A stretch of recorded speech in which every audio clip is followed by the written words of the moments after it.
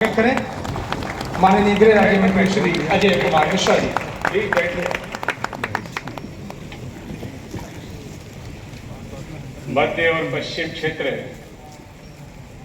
के राजभाषा विभाग गृह मंत्रालय द्वारा आयोजित इस सम्मेलन में उपस्थित राजभाषा विभाग के सचिव सुश्री अंशुली आर्या जी, संयुक्त सचिव डॉक्टर मीनाक्षी जोली जी, श्री संजीव जी मंडलीय रेल प्रबंधक, शैलेश वर्मा जी क्षेत्रीय प्रमुख सेंट्रल बैंक, यहाँ बहुत सारे संस्थानों से आए हुए सभी सम्मानित अधिकारीगण, जो डेलीगेट्स हैं उनके साथ आए हुए सभी सम्मानित अतिथि, राजभाषा विभाग के सभी सम्मानित अधिकारी कर्मचारीगण, पत्रकार और छायाकार मित्रों, वास्तव में राजभाषा विभाग निरंतरता के साथ क्षेत्रीय सम्मेलन, अखिल भारतीय सम्मेलन, ऐसी कई गतिविधियां लगातार करता है और उन्हीं के क्रम में ऐसे सभी संस्थानों जैसे संजीव जी, शैलेश जी ने नराकाश के संबंध में अपने अपने कार्यालयों की प्रगति और जो उनके जुड़े हुए नराकाश के कार्यालय हैं उनके संबंध में अपनी चर्चा की। ऐसे निरंतर जो अच्छे काम होते हैं, जैसे उन्होंने कई बार कई विषयों में अपना कहा कि 100% लक्ष्य को पाया, ये सब हम सबको प्रेरणा भी देते हैं, ऊर्जा भी देते हैं और उसी में एक छोटा सा प्रयास ऐसे कार्यालयों को पुरस्कृत करने का होता है। उसी क्रम में आज रायपुर में ये कार्यक्रम हो रहा है। निश्चित रूप से पिछले कुछ समय में भारतीय भाषाओं और हिंदी के क्षेत्र में उल्लेखनीय प्रगति हुई है। आज वातावरण बहुत सकारात्मक है, उत्साहजनक है और ये सब आप सब के प्रयासों से संभव हुआ है। आप सब लोगों ने जिस तरह से प्रयास किए हैं और अपनी संस्कृति, भाषा और अपने देश की सभी भाषाओं का सम्मान बढ़ाते हुए उनको अपने रोजमर्रा के कामकाज के साथ साथ विभिन्न अवसरों पर उनका सकारात्मक प्रयोग किया, जिसके परिणाम स्वरूप आज पूरे देश ही नहीं पूरी दुनिया में भारत के पक्ष में एक वातावरण बना है। भारत की संस्कृति, भारत की भाषा, भारत की ज्ञान विज्ञान परंपराएं, इन सब के बारे में जानने के लिए पूरी दुनिया में एक उत्सुकता है। पूरी दुनिया भारत की तरफ एक उम्मीद की दृष्टि से देखती है। उनको लगता है कि देश एक संभावनाओं का देश है। इस देश की संस्कृति इस तरह की है जो पूरी पृथ्वी को एक कुटुंब मानती है, एक परिवार मानती है। उस दृष्टि से उनको लगता है कि ये देश एक ऐसा देश है जिससे किसी को नुकसान नहीं हो सकता, जो सबके अच्छे के लिए काम करता है और इस दृष्टि से भारत के प्रति लोगों की उत्सुकताएं भी बढ़ी है। उसी के परिणाम स्वरूप हमारी भाषा और संस्कृति के विषय में जो हम लगातार प्रयास करते थे उनको एक बल मिला है, एक ताकत मिली है और निरंतरता के साथ एक सकारात्मक वातावरण हम विश्व के पटल के साथ साथ अपने पूरे देश में देख रहे हैं। ये बात सही है कि पूर्व का समय था, अभी जैसे अंशुली जी ने बताया कि कैसे हम लोगों ने संविधान में राजभाषा का दर्जा हिंदी को दिया, फिर उसके बाद प्रेरणा से, आसानी से, बिना कोई प्रयास किए हुए किस तरह से हिंदी धीरे धीरे राजभाषा का रूप ले लेगी और हिंदी पूरे देश में बोली जाने लगेगी। ऐसी कल्पनाएं तत्कालीन हमारे शासकों द्वारा सामाजिक, राजनैतिक, क्षेत्रीय समीकरणों को देखते हुए की गई। उन्होंने राजभाषा का दर्जा तो हिंदी को दिया, लेकिन वास्तव में हिंदी राजभाषा के रूप में स्वीकृत हो जाए उसमें बहुत सारे अड़ंगे लगाए, बहुत सारे हर्डल थे। संविधान में ही कह दिया कि 15 साल तक अंग्रेजी रहेगी, फिर धीरे धीरे बढ़ती गई। वो सब आप सारी जानकारियां आप लोगों को हैं, उनको मैं दोहराऊंगा नहीं। लेकिन उसके साथ साथ राजनीतिक विरोध तैयार हो गए, क्षेत्रीय विरोध तैयार हो गए और जैसा भी अंशुली जी कह रही थी, मैंने इनके भाषण से ये लिया कि हिंदुस्तानी, जो हिंदुस्तानी भाषा का स्वरूप था स्वतंत्रता से पहले, जिसमें हमारे देश में बोली जाने वाली सभी भाषाएं हिंदी सहित सारी हमारी भाषाएं हिंदुस्तानी के रूप में बोली जाती थी। किसी भी भाषा की किसी दूसरी भाषा से कोई कटुता नहीं थी।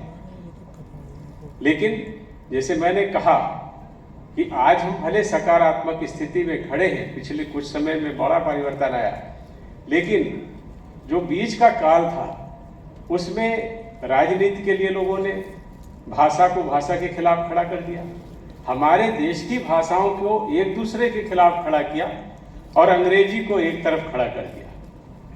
परिणाम स्वरूप देश के लोगों में हीन भावना भी आई। अपनी भाषा का प्रयोग करने में, अपनी भारत की संस्कृति के विषय में चर्चा करने में, बात करने में लोगों के मन में एक हिचकिचाहट थी।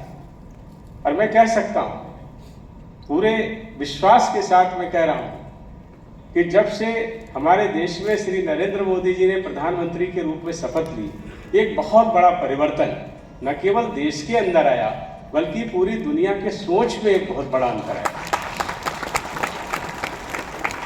उन्होंने प्रत्येक ऐसे मंच पर जहां पर भाषा का प्रयोग करने की दृष्टि से उनको लगा कि हिंदी को बोलना चाहिए, या किसी स्थानीय जगह पर, भले वो राजनीतिक मंच हो, सरकारी काम हो, हर जगह पर उन्होंने क्षेत्रीय भाषाओं और हिंदी का प्रयोग बहुत धड़ल्ले से और बेहिचक किया।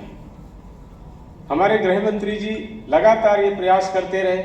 उनके अनेकों सरकारी कार्यक्रमों में भी उन्होंने क्षेत्रीय भाषाओं में लोगों को प्रेरित किया कि आप अपनी भाषा में बोलिए, अंग्रेजी में मत बोलिए, तमिल में बोलिए, मैं समझूंगा, आप तेलुगु में बोलिए, मैं समझूंगा, उड़िया में बोलिए, मैं समझूंगा। हमारी भाषाएं अपनी भाषाएं हैं। और उसका प्रभाव ये हुआ कि धीरे धीरे हम लोगों ने देखा कि हमारे देश के अंदर जो भाषाई कटुता थी वो समाप्त होने लगी।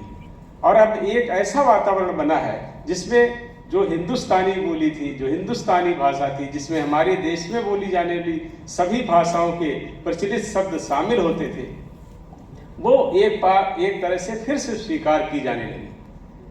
गृह मंत्रालय ने उसके लिए, जैसे अभी नराकास की बात हुई, ऐसे अनेकों प्रयास किए हैं।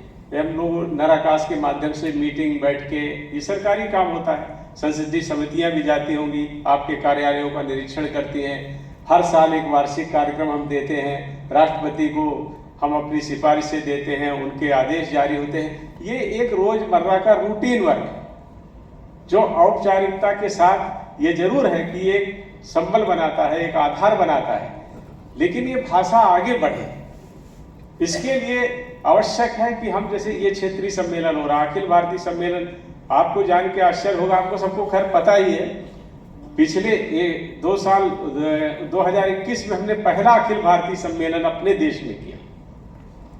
ये कितनी बड़ी चिंता की बात है। आजादी मिली 47 में, 50 में हिंदी राजभाषा हो गई, और पहला अखिल भारतीय सम्मेलन 2021 में, 71 साल के बाद अपने देश में। ये जो ये बातें थी, इन्होंने हमको पीछे धकेलने का काम किया था। आज आप देख रहे हैं, अभी कंठस्थ का जिक्र किया हमारे कई वक्ताओं ने, 24 लाख से ज्यादा शब्द हैं। ठीक है, जो हिंदी नहीं जानते हैं, हमारी दूसरी भाषा जानते हैं, लेकिन वो हिंदी में कहना चाहते हैं तो उनके लिए उपलब्ध है। कंठस्थ 2 है। अभी हिंदी शब्द सिंधु का चर्चा किया।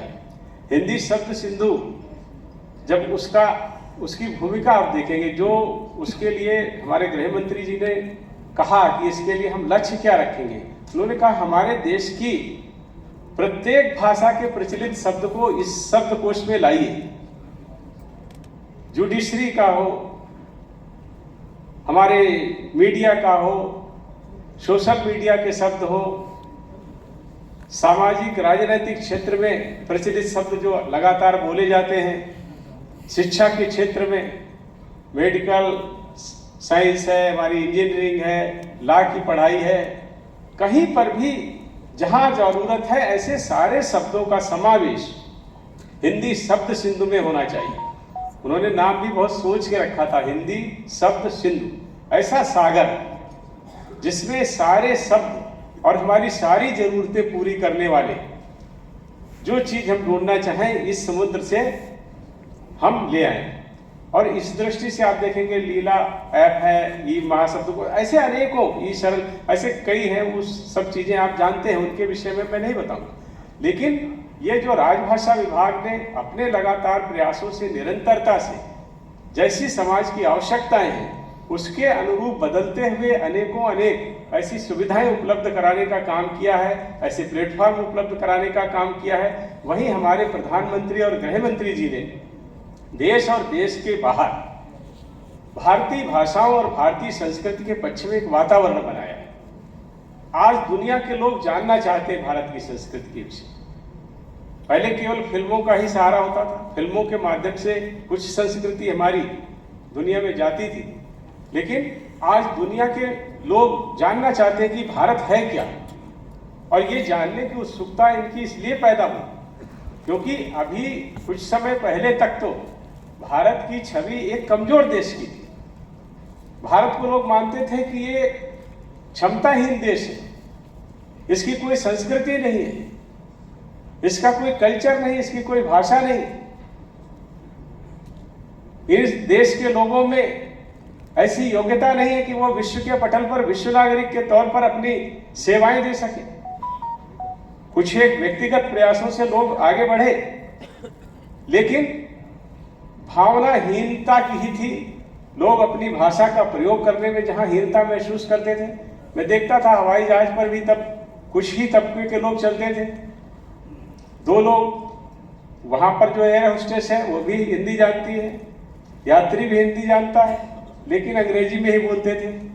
जो बेचारे बोलना भी चाहते थे हिंदी, वो हिचकिचाहट में नहीं बोलते थे।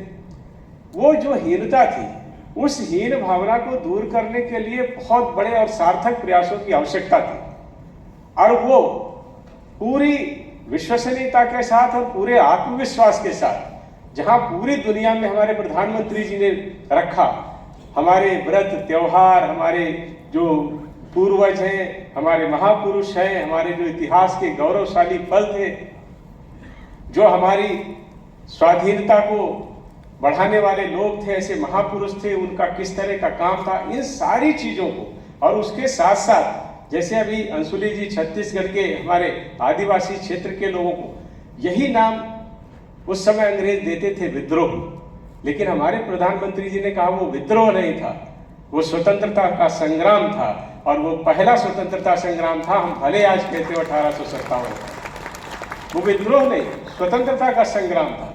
लेकिन ऐसे विषयों को इस तरह के नाम दे दे करके हम लोगों के अंदर कहा गया था मानो उस समय किसी एक गुट ने अंग्रेजों के खिलाफ विद्रोह कर दिया हुआ। अंग्रेज हमारी सरकार नहीं थी, अंग्रेज यहाँ के आक्रमणकारी थे, आताताई थे। उन्होंने बलपूर्वक हमारे भोले भाले लोगों को उनके बीच में फूट डाल करके ऐसी सारी भावनाओं के साथ साथ अंग्रेजों और दूसरे जो हमारे यहाँ पर शासक रहे, जिन्होंने यहाँ पर आक्रमण किया, इस देश को लूटा, उन्होंने जो यहाँ चिन्ह विकसित किए हैं उनको समाप्त करने की बात कह के, इतिहास के पुनर्लेखन की बात करके, भारत की संस्कृति के अनुरूप पूरे विश्व की मदद करने के लिए तैयार खड़े होने वाले देश के रूप में आज चाहे तुर्की में आप देखिए, अफगानिस्तान में देखिए, जहां कहीं जरूरत हुई, श्रीलंका में जरूरत हुई, भारत खड़ा था। अब पूरी दुनिया को यह लगने लगा है कि भारत एक ऐसा देश है, जब हमको जरूरत होगी तो ये हमारे साथ खड़ा है। अभी यूक्रेन और रूस में आपस में नहीं बनती, लेकिन हमारी दोनों से बनती है, क्योंकि दोनों लोग ये जानते हैं कि इस देश से हमारा नुकसान नहीं होगा, जब होगा फायदा होगा। यही हमारी संस्कृति है। यही नारायण शास्त्री ने हितोपदेश में कहा था, जब उन्होंने पूरी दुनिया को एक गांव से छोटी इकाई के रूप में वर्णन किया था।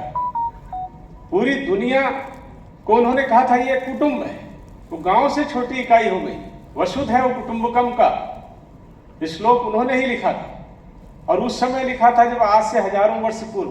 हम कुछ नया नहीं कर रहे हैं, लेकिन जो ढक गया था, जिसको भुलाने की कोशिश की गई थी, जिसमें हमारे आक्रमणकारियों के साथ साथ स्वतंत्रता, मैं दुर्भाग्य से कह रहा हूं, आलोचना की दृष्टि से नहीं कह रहा, लेकिन ये दुर्भाग्य था कि स्वतंत्रता के बाद भी ऐसे लोग सत्ता में आए जिन्होंने न केवल हमारी संस्कृति का खुद भी प्रयोग नहीं किया, लेकिन ये संस्कृति में क्या ताकत है, किस तरह की बात है, उसकी बजाय उन्होंने हमको एक कमजोर देश के रूप में निरूपित किया। ये जरूरी था, हमने कुछ नया नहीं किया, इस देश में ताकत थी। प्रधानमंत्री जी आज भी कहते हैं ये तो देश ही ताकतवर है, इस देश को किसी ताकत को पैदा करने की जरूरत नहीं, ताकत तो है लेकिन उसको याद करने की जरूरत है। अपने बल को जैसे हनुमान जी को नहीं कहते थे, हनुमान जी के लिए चौपाई है, कहते हैं वो उनको अपना बल याद दिलाना पड़ता था। का चुप साध रहा बलवाना, ऐसे करके पूरी चौपाई मुझे नहीं याद, लेकिन हनुमान जी का उसी तरह से हमारे यहाँ कुछ नया नहीं हुआ है। हमने सिर्फ वो दुनिया को दिखाया है जो हमारे पास है, जो हमारे लोगों ने हीन भावना के कारण ढक के रखा था। हमने कुछ आपको नया करने के लिए नहीं कहा, वही जो आपके पूर्वज हमेशा से कर रहे थे वही बात कहने की बात है, और उसी का परिणाम है आज गूगल पूरी दुनिया का सबसे बड़ा सर्च इंजन माना जाता है। लेकिन आज वो भले आर्टिफिशियल इंटेलिजेंस के माध्यम से ही हो, आज वो हिंदी भाषा का प्रयोग करने के लिए मजबूर है, क्योंकि उसको लगता है कि हमको इस भाषा का प्रयोग किए बिना हम अपना विस्तार नहीं कर सकते। माइक्रोसॉफ्ट कितनी बड़ी कंपनी है, लेकिन उनको हिंदी चाहिए, तमिल चाहिए, तेलुगु चाहिए, सभी भाषाओं में कर रहे हैं। हमने भी अपने आईटी मिनिस्ट्री से बहुत सारे ऐसे ऐप शुरू किए हैं, मंत्र है, वचनांतर है, सारांश है, वो सब आप प्रयोग कर रहे होंगे। अभी हमने आईआईटी दिल्ली में भी एक प्लेटफॉर्म हिंदी के लिए बनाया है। ये इसलिए बनाया क्योंकि बहुत सारे छात्र आ रहे हैं आईआईटी में भी, वो कह रहे हैं अपनी रिसर्च, अपना पेपर हिंदी में लिखेंगे। तो ये जरूरत बन गई है, आज ये आवश्यकता बन गई है। सरकारी प्रयोग एक तरफ है, सरकारी कार्यालयों में राजभाषा का प्रयोग लक्ष्य के अनुरूप हो एक विषय, लेकिन भारत की संस्कृति, भारत के इतिहास के विषय में आज दुनिया जानना चाहती है, और हमारे देश के लोगों को गौरव होता है कि अरे हमारी तो इतनी समृद्ध विरासत है, वो लोग भी जानना चाहते हैं। इसके परिणाम स्वरूप ये जो कंपनियां हैं, नहीं तो इनको कोई जरूरत नहीं थी, ये लोग तो अपने व्यवसाय के लिए आ रहे हैं। आज आप देखते होंगे बहुत सारे राजनीतिक क्षेत्र में ऐसे लोग जो हिंदी नहीं बोल पाते, पार्लियामेंट में पहले ज्यादातर भाषण अंग्रेजी में होते थे, आज आप लोकसभा में चले जाइए 80% और राज्यसभा में कम से कम 50% भाषा हिंदी या क्षेत्रीय भाषाओं में होते हैं। ये परिवर्तन आया है, नेताओं को भी लगने लगा है कि हिंदी में बोलेंगे या अपनी क्षेत्रीय भाषा में बोलेंगे तो लोग सुनेंगे। पहले तो वो वोटर को अंग्रेजी में बोलते थे, यहां पर प्रशंसा पाते थे, वहां के लोगों को पता ही नहीं चलता था कि क्या बोले, उनको नहीं पता होता था। संजीव जी मैं सही बात बता रहा हूं, उनको पता ही नहीं होता था, और उनको कोई इसकी चिंता भी नहीं होती थी। वो हमको जाति, धर्म, फलाना, क्षेत्र, भाषा, इसी पे बांट के वोट ले लेते थे। पूरा परिदृश्य बदल गया है। अब लोगों को लगने लगा है कि अगर भारत की बात नहीं करोगे तो देश के लोग हमको किनारे कर देंगे, वो राजनीतिक बात हो जाएगी। मैं उसको इस मंच से कहना नहीं चाहता। आप सब भी जानते हैं कि ऐसे लोग बहुत, जो पहले ईश्वर के अस्तित्व को ही नकारते थे, आज आप देखिए तो वो अपने कोट के ऊपर जनेऊ पहनते हैं, कोट के ऊपर पहनने लगे। ये सारे जो परिवर्तन आए हैं ये आकस्मिक नहीं है, और हमने कुछ नहीं किया है, हमने सिर्फ जो हमारा था वो दिखाया है लोगों को, और उसी का परिणाम है। आज आप जैसे मैंने कहा पार्लियामेंट में, आपको याद होगा प्रणब मुखर्जी जी बहुत विद्वान थे, मैं उनका बहुत सम्मान करता हूं। उनकी भाषा हिंदी नहीं थी, लेकिन वो कई बार कहते थे कि यार एक्सपोजर ज्यादा हो तो इसलिए हिंदी में भी मेरे भाषण होने चाहिए, हिंदी में भी बोलते थे बीच बीच में। आज हर नेता जो अपने पूरे राष्ट्रीय पटल पर या अंतर्राष्ट्रीय पटल पर अपनी उपस्थिति दर्ज कराना चाहता है, वो अंग्रेजी के बजाय हिंदी या अपनी क्षेत्रीय भाषा में बोलना पसंद करता है। हाई कोर्ट में आप देखिए बहुत सारे हमारे उच्च न्यायालयों ने हिंदी में काम करना, अभी की बात है, 1 जनवरी से 28 फरवरी के बीच में, कल मैं एक रिपोर्ट देख रहा था, दिल्ली हाई कोर्ट जिसने अभी तक हिंदी में आदेश नहीं दिए थे, लेकिन 1 जनवरी से 28 फरवरी के बीच दिल्ली उच्च न्यायालय ने भी 7 आदेश हिंदी में दिए। सुप्रीम कोर्ट ने भी एक प्लेटफॉर्म खड़ा किया है और उन्होंने कहा कि प्रत्येक आदेश की क्षेत्रीय भाषा और हिंदी में भी ट्रांसलेशन करने की सुविधा।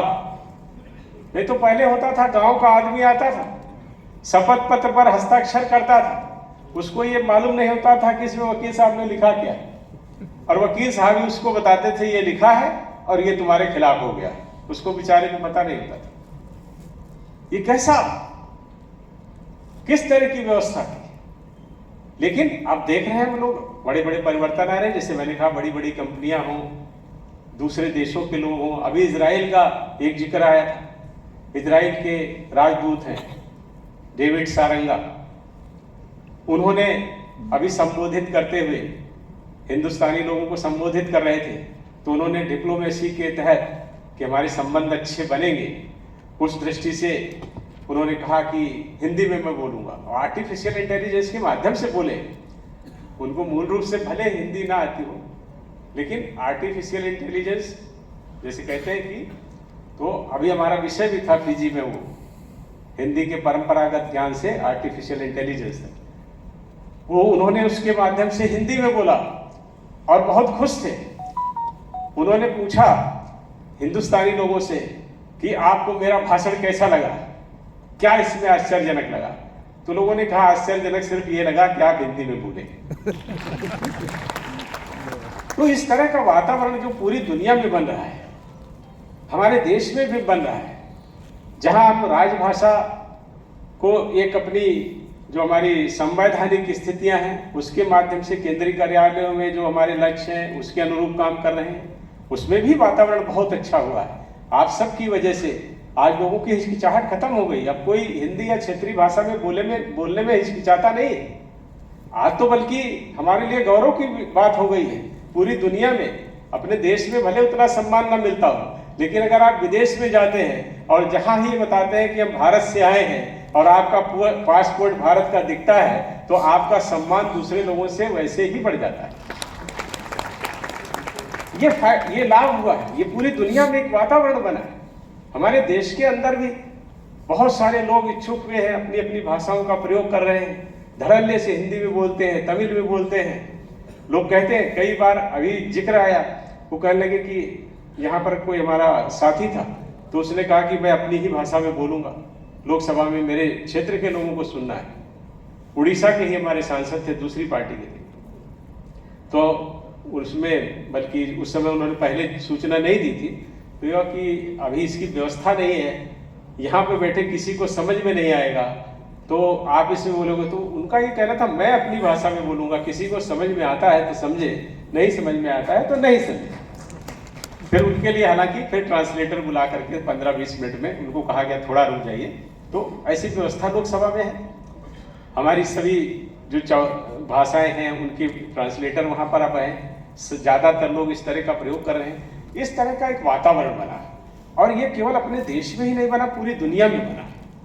हमारे देश से अब जो लोग निकल करके जा रहे हैं, पहले वो जाते थे दूसरे देश में, तो उनको बताने में हिचकिचाहट होती थी कि हम भारत से आए हैं, तो वो अपनी भाषा भी छुपाते थे, अपनी संस्कृति भी छुपाते थे। अरे हमारे देश में तो ऐसे चलता है, ऐसे ऐसे शब्द भी लोग बोलते थे। अब जाते हैं तो बड़ा डंके की चोट पर सीना ठोक के कहते हैं कि हम भारत से आए हैं, हम भारत के रहने वाले हैं। और उस दृष्टि से आज जब देखते हैं हम दुनिया में, दुनिया के 40 से ज्यादा ऐसे देश हैं जहां भारत के लोग रहते हैं, और 2 करोड़ से ज्यादा। अभी अटल बिहारी वाजपेयी जी ने जब उनका सत्ता काल था तो उन्होंने एक आयोग बनाया था, और पूरी दुनिया में कितने भारत के लोग दुनिया के अलग अलग देशों में रहे हैं, ऐसी जानकारियां जुटाना प्रारंभ किया था। और जो लेटेस्ट जानकारी है वो ये है कि 2.5 करोड़ से ज्यादा भारत के लोग दुनिया के 40 से ज्यादा देशों में रहते हैं। कई देशों में उनकी जनसंख्या 5 लाख से अधिक। उस दृष्टि से उस देश में भी भारत की संस्कृति प्रचलित हो गई। बड़े बड़े देश भारत के त्योहारों को मनाते हैं, दीपावली मनाते हैं, होली मनाते हैं, मंदिरों में जाते हैं। इस तरह का एक वातावरण बना है, और पूरी दुनिया के 100 से ज्यादा ऐसे विद्यालय और विश्वविद्यालय जहां पर हिंदी पढ़ाई लिखाई जाती है। हमने भी विश्व हिंदी सचिवालय मॉरिशस में बनाया, मॉरिशस गवर्नमेंट के साथ। वो पूरी दुनिया में कहाँ कहाँ हिंदी पढ़ाई जा रही है, कहाँ पे कौन से प्रोफेसर हैं, किस जगह पर कौन से कोर्स चल रहे हैं, इस तरह की सारी स्थितियों का डाटा उनके पास रहता है और हम उसकी निरंतर समीक्षा करते हैं।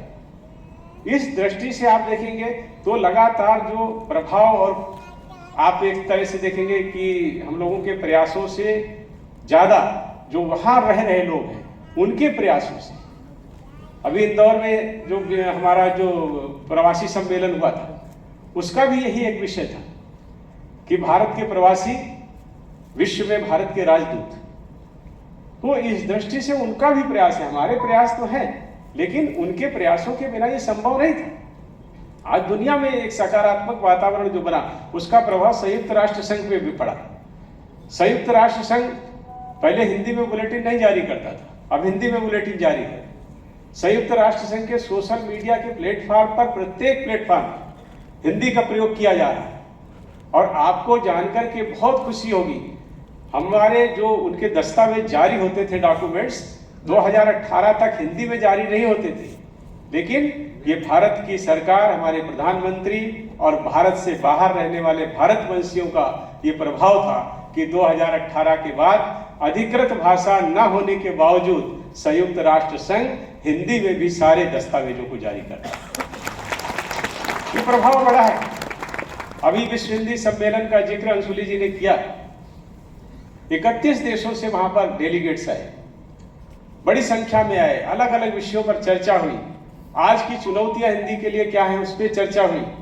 आर्टिफिशियल इंटेलिजेंस का, जैसे मैंने कहा कि उसका जिस तरह से प्रयोग हो रहा है, इन सब चीजों का लगातार जो प्रयास, प्रभाव आप देखने को मिला, वो हमको फिजी की संसद में मिला। हमारे विदेश मंत्री जी, वो विदेश मंत्रालय का हमारे कार्यक्रम था, विदेश मंत्री जी दूसरे दिन 16 तारीख फिजी की संसद में गए और आप जान सबको बहुत प्रसन्नता होगी कि फिजी की संसद में पहली बार हिंदी में उस दिन भाषण वहां के सांसदों ने किया। ये भारत के प्रति उनका सम्मान है।